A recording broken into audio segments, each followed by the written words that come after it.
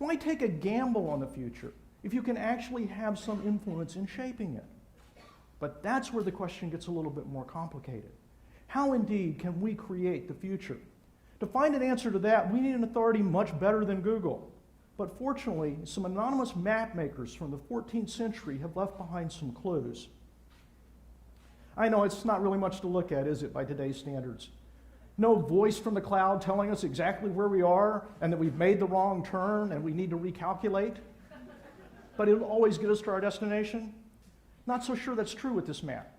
All the map makers had a pretty good idea of where they were. They had a pretty good sense that if you headed out in that direction, you'd pass a couple of islands they were familiar with. But beyond that, all they knew about were sea dragons and monsters. And if you made it past them, well, the most likely outcome is you just sail off the edge of the earth. But this was an incredibly important map because it wasn't about directions. You see, this map tells a story. It tells a story about a future that no one else had ever imagined. And if you were brave enough to take one of these chances, climb aboard one of those small ships and sail off into the future, you could create a world no one else ever had. And it worked. Thousands of adventurers did that.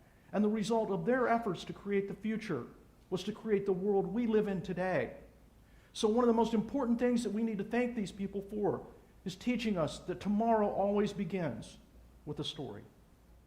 You see, if we change our stories, we change our tomorrows. Let me give you an example. Climate change.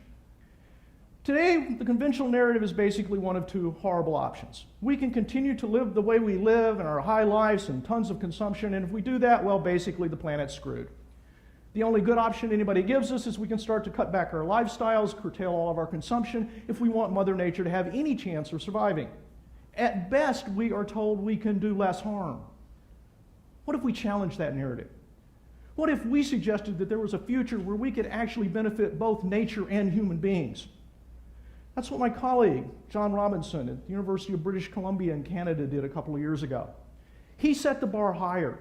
He said that it was possible for human action to actually help humans and improve the environment, to create a net positive future. As a result of that story, they created a building on that campus that produces energy for the other buildings on campus, that creates wastewater that is cleaner than the water that they start with, and that decrease the overall carbon footprint because of the materials they use to build it. And he's just one of many environmentalists who are changing the future of sustainability.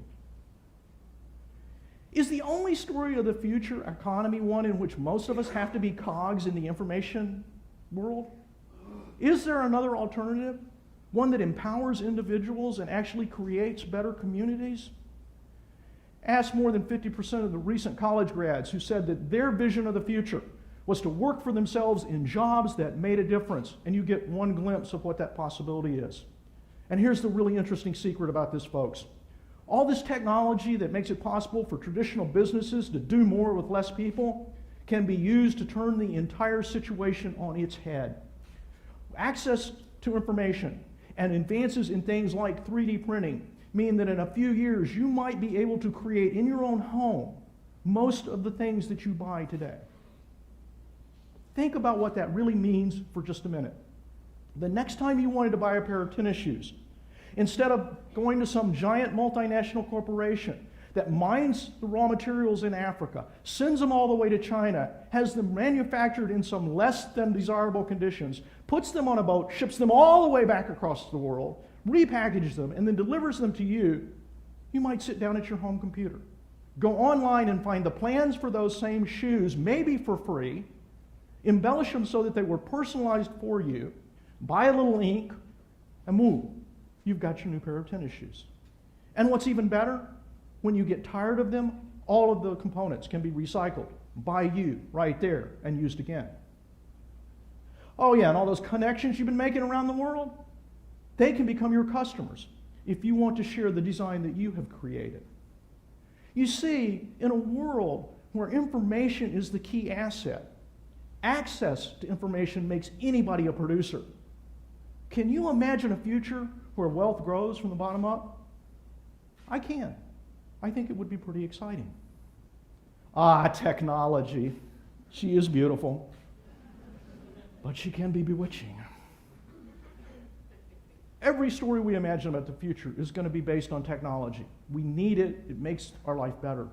But it is time that we begin to demand more from technology than we have in the past. It is time that with technology improve our humanness.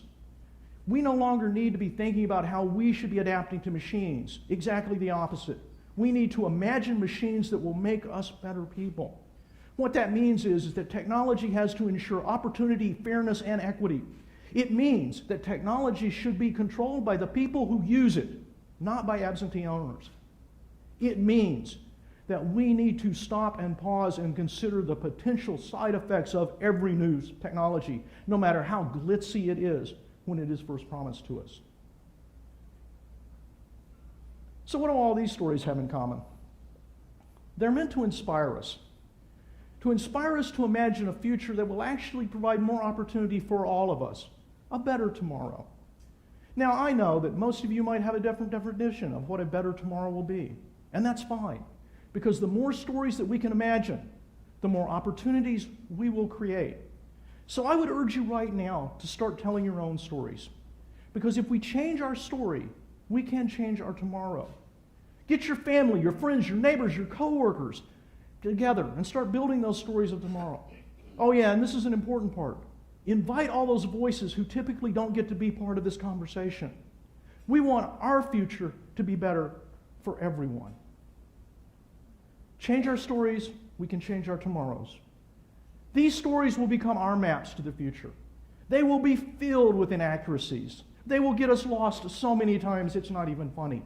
And we will undoubtedly engage with monsters and probably space dragons along the way. But they will become the foundation for our bright new tomorrows.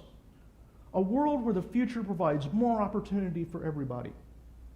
It is our future. Don't you think we should be trying to create it? I certainly do. I think that's a heck of a lot better than sitting around trying to predict what future someone else is going to create for us. So I urge you, start dreaming, start creating, start building better tomorrows. Thank you.